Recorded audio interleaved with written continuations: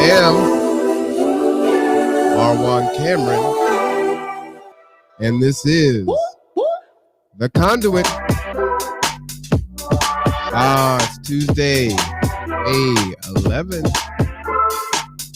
Happy Tuesday, everyone. You may notice that I'm not wearing a bow tie.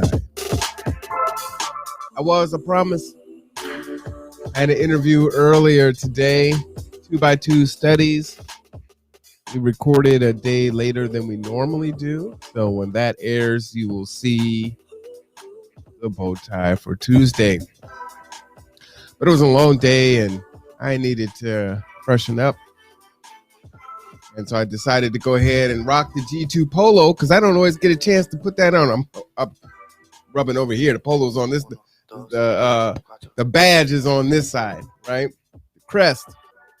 So, yeah, like, all right, I'm going to go ahead and put on the G2 polo, jump on here for a little bit, do my daily check-in for COVID. It is day 4. As you know, I got the Moderna vaccine on Saturday at the vaccine super event. I've shown you some video from that, and I'll show you some more as time goes on. But feeling really good. No change. So I'm glad to, have that experience and share that with you. We're going to go ahead and get into the daily check-in. As I said, this is connected to the CDC. And you just go ahead. They send you a link on your phone. And what I've done is I just sent the link to my email so that I can show you what it looks like, So again, I'm feeling good today. I don't have a fever. I don't feel feverish. I have no pain, no redness, no swelling, no itching or anything else like that at the injection site. Doing pretty good there. And I don't have any of these symptoms here. So I'm going to go ahead and click none. And did any of the symptoms or health conditions you reported today cause you to be unable to work, unable to do your normal daily activities, get care from a doctor or other healthcare professional? None of the above. And then once I do that, I go ahead and submit it, and it's done. So, oh boy, it said that my time is expired. I may need to log back in. Oh, no, it says thanks for completing today's check-in. So they'll give you an alert every day. Really easy. Literally takes like 10 seconds to do it. And as I said, it comes on your phone. So I could have just clicked it and done it. But I send it to my email so I can share that with you so that you can see it. And again, they can collect all that information and then collect all that data. And the more information they have, the better data that they have that will give them a more accurate kind of results. So we know what's going on, right? We know how people are being affected, at what percent are they suffering any symptoms, if any, what they are. And then the doctors are better able to serve us and take care of us. So I think that's really important. So if you are looking for any information on the vaccine, you can check out Kitsap Public Health. They have all kinds of good stats there. I appreciate being invited, to their weekly meetings that they have where they share out information with county statistics and kind of up-to-date, information, what's going on in the country and also worldwide. And, of course, locally here in the county. And so it's a great place because it allows us to ask questions that we have. If you do have any questions, you can submit them to me. If you don't want to submit them directly to them, I will ask the question on your behalf and then come back and provide you with the answer. Anything that I can do to, help you make a more informed decision, either way, go ahead and do that. Like I said, I will share that information with them. As I said before, we have extended our free transportation now. So if you would like to receive the vaccine wherever you want to get it in Kitsap County, you can give us a call, 360-373-3000. and we will give you a free transportation to receive your vaccine and take you back home and bring you back if you're getting the Moderna or the other type of vaccine that the name escapes me right now for some reason. So yeah, please do reach out. We are here to serve you in that capacity. And as I said before, they are doing the vaccine at Walmart and CVS and Walgreens and all kinds of different places. So, if you were like, well, normally I'd have to pay, $15 or $20 for that ride to Walmart. I'm going to get the vaccine anyway. Why don't I go ahead and center that around some shopping? Well, then you kind of got a free ride. So, take advantage of that. We're here to, try to help you as much as we can, and make it easier for you and make it more accessible for you.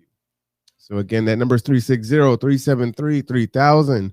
Also, I should always mention that anything that has to do with rental assistance, we are also providing free transportation for that to complete that paperwork. Again, if you are behind in your rent, if you haven't paid your rent yet this month of May, there's help for you. If you know that, maybe you're working your last 2 weeks, Pfizer, thank you, Cynthia. Thank you so much. If you were working the last 2 weeks, maybe of a job because you left it the right way and didn't quit and walk off, right? And you're going to have a problem with paying your rent in June, go ahead and start getting your paperwork ready. There is funds available for you. As I said, these funds aren't going to be here forever. So even if you don't think that you might need it, you might want to just inquire about the information. We'll explain to you what the process is, what you need to do. Again, like I said, many folks in our community, we are helping out a friend or a family member, and they're staying with us. They may be couch surfing, and their intention was to give us a little bit of money to help us out, right? And they're not able to do that for whatever the reason, right? They're in between jobs, they're trying to save up money for a new place, and they've got bills, whatever the case may be. This program can work for you also, right? And again, it doesn't have to bring your landlord into that conversation where it puts you at jeopardy because, that person is not supposed to be on the lease. So again, the whole point is to try to keep you home and housed, and also keep your relationship with your landlord positive, because we know once this moratorium ends, there will be, I think, a lot of evictions that are going to happen. So, again, give us a call either for yourself, for a family member, right? You may be thinking, you know what? Johnny might really benefit from this, but Johnny isn't going to call. So I'm going to go ahead and call and get the information for him. And, I can either explain it to him or help him walk him through the process so that he can get some help, either for himself and his family or whatever the case may be. But please do, because, the government is spending literally billions of dollars. The Dow is down today. And so, this isn't going to be able to persist forever. It just isn't. So again, please take advantage of that. So free transportation for both events is important. And so I just wanted to check in with you today. And, shout out to my foster mother, Faye Matthews. As you know, I was born in Buffalo, New York when I was 16 years old, when my mother was 16 years old in January. And if you know anything about upstate New York, the snow that we get is 8 feet, things like that. And she did what she could, right? She stayed with friends. I think she stayed in the street for a little bit. Back in the 70s, it was frowned upon for you to have a child out of wedlock. And so my grandparents were like, you ain't staying here. And my father was already gone out of the picture. So my mother did what she could. But ultimately, she felt it was best to give me up into the foster care system so that I might have a better life. And she made the right decision. And I've had a good life. And I live a life where I'm serving others. So I think my mother did well by me. So I appreciate her for that. And not being selfish in a way where it's like, I don't care what the situation is. I'm not going to give my kid up no matter how much my child has to suffer. My child is going to stay with me. So she made a hard decision. I don't hold any, you know, ill will from my mother. I actually appreciate the courage that it took for her to make such a decision, and that was God's will. And here I am today, doing what I can to be a steward to other folks in the world. That said, I went to the foster care system until I was 5. I was adopted by my adoptive father, Reverend Cameron.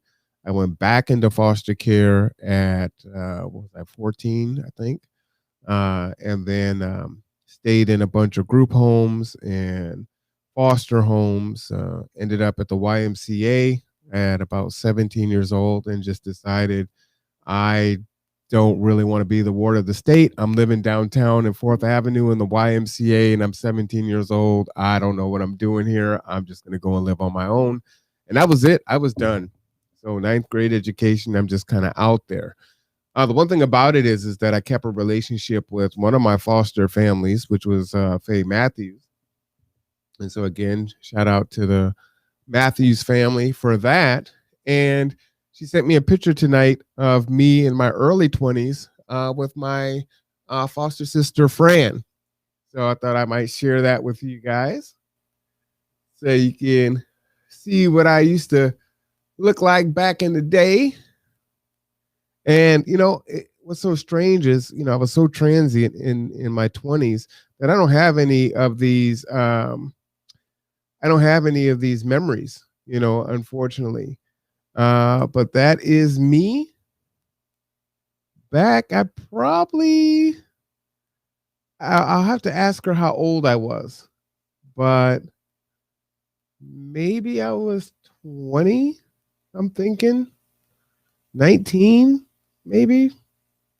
So I cannot remember what country on the continent our authentic African clothing came from, but it is 100% silk, handmade. One of my favorite items of clothing. It is since gone in all of my moving. I actually have the hat somewhere, but I long since. Oh, I appreciate you. I appreciate you.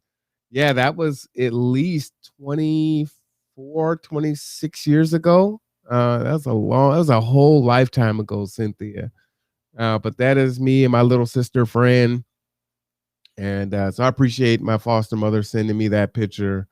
Like I said, it's tough, and it's something that's always sat with me.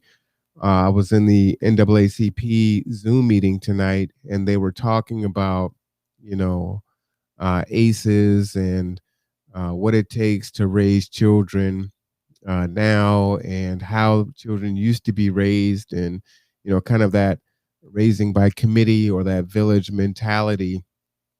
And I missed out on some of those things, going through my transition from leaving my adoptive home, going into the foster care system, and transitioning out, having my relationship with my foster mother beyond, into my adulthood, which was important, and helped me to be tethered to something, because I went a decade without talking really to anyone with the last name Cameron, right? When I left home, man, I left home. The only one I talked to was Tom, rest in power. And then close to, maybe year 7 or so, I started talking to Tony, who lives out here in Silverdale. But other than that, I didn't talk to any Camerons, right? I'm definitely a grudge holder, and was angry and young, and didn't want anything to do with that side of the family. And so glad that I was able to reconnect when I was 24. So this was definitely way before I was 24. So I'm thinking I was probably somewhere between 19 and 22 is what I'm thinking, is how old I was. Maybe she'll be able to let me know that, but it's great. But again, because I was so transient back then, I don't have any memories really. I don't have any pictures. I don't have a photo album. Uh, well, no. Well, see, Miss Cynthia, I've matured now. See, that was in my 20s. You know, now I'm not that way. I'm so I'm so patient and gentle. You know, that was the old me. I'm nothing like that now. I'm just an angel. I promise. I am. Uh, I do declare my word. I'm nothing like that now, but I was, I was an angry young man, back in the day. But now it's just there's not a lot of room or a lot of space for it. Life is too short. We're trying to help folks and improve ourselves at the same time, take care of our family and our friends, and so as much as possible, I try to just try to stay on course and try to do that.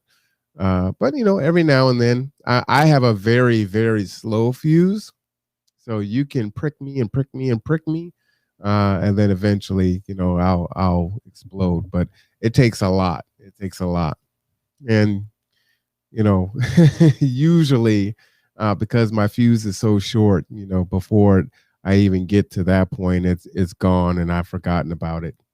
Folks will bring stuff up like, "What are you talking about? What was that?" And that's how it is with a lot of arguments too. Later on, you look back and it's like, "Yeah, we were fighting and we didn't talk and this and that." It's like, "Well, what was the fight about?" Yeah, I don't even remember what it was about. See, it wasn't even that important. So just being petty for petty's sake. So, yeah, no, I'm not that person anymore. And I know I might look, I feel like I look innocent in that picture, but that is not an innocent young man there. So he's definitely a devil. For sure. But I do appreciate her sending me that picture. It definitely made me smile. I love seeing my little sister. I thought the world of her, you know, uh and she was that was my little friend there, so I was just awesome. Lots of good memories there. So wanted to share that with you. Again, I'm going to be on too long tonight. I just wanted to do my daily check-in, but I did want to encourage you to go over to YouTube because HBO took my podcast down from yesterday off of Facebook.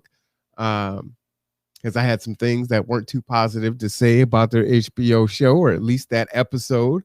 So please go over to YouTube and check it out. Myself and Reverend Ellington did record our 2x2 studies today.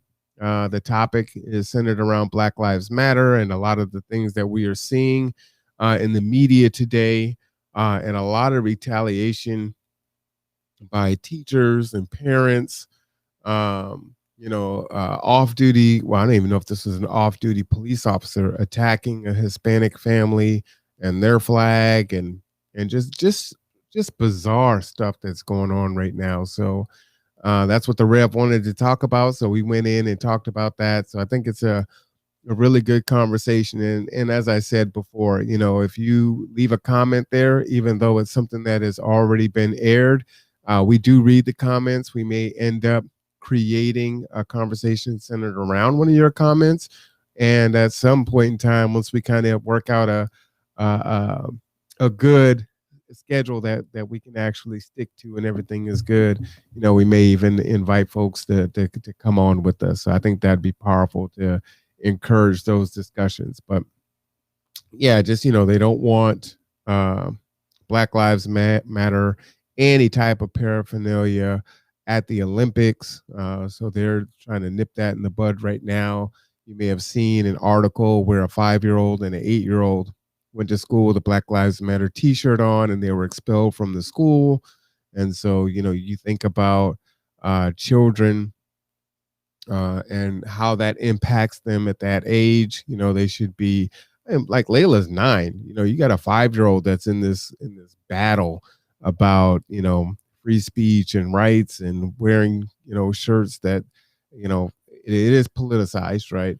And just what the impact is on that. So that's where our conversation is. I think it's important and interesting too. I really love having conversations with the Reverend where we can have dialogue and things where we don't see eye to eye on a lot of things. We definitely have different opinions, but I think it's important to model conversations where people can have discussions, where they don't have to agree, and but we can respect each other, love each other as men, and move on and continue to go forward and build. So I think that's really positive. So hopefully other people can model that behavior, and we can come back together, create relationships, and cultivate those relationships in the community to the good of ourselves and the community. Anyhow, I know it was late, but NAACP meeting this evening. It's at public health earlier. Lots of stuff going on. Oh, Brother Ron Atkins, shout out to you. We're praying for your endeavor. We're going to speak that into existence. I can't wait to, share his powerful information. So just good things happening. It's good to see you, Miss Cynthia.